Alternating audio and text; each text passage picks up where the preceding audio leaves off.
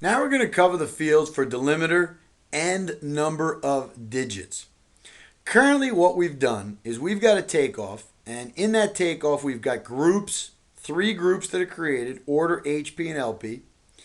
And for the takeoff field, we had already chosen folders and subfolders. And what we've done is for delimiter, we've chosen nothing but an underscore.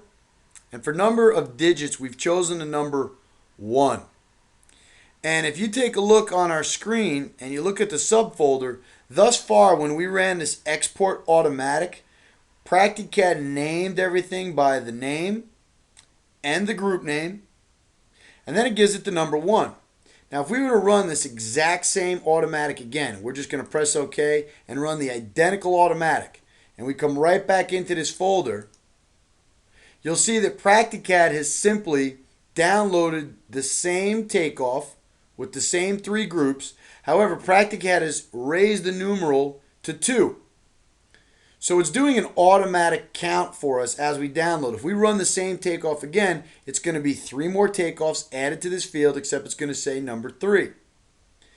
Now, if we would like to control the way these numbers are used and the spacing is used between the name or group name and the number or delimiter, we can go and change the options here. What we're going to do is we're going to make sure that we get back into our icon for auto takeoff. And right here what we're going to do is we're going to say we've got the choice for delimiter.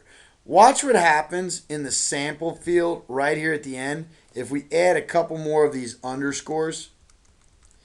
You see, basically it's just going to add. The delimiter is nothing more than what we want to use to separate the last part of our name and the number of the takeoff, because PractiCAD is always going to associate each takeoff with the number, and the number is going to keep climbing incrementally on its own.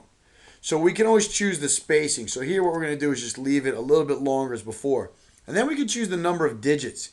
You can see we have the number 1. That's because it's 1 digit. If we said 2, you would get a 01.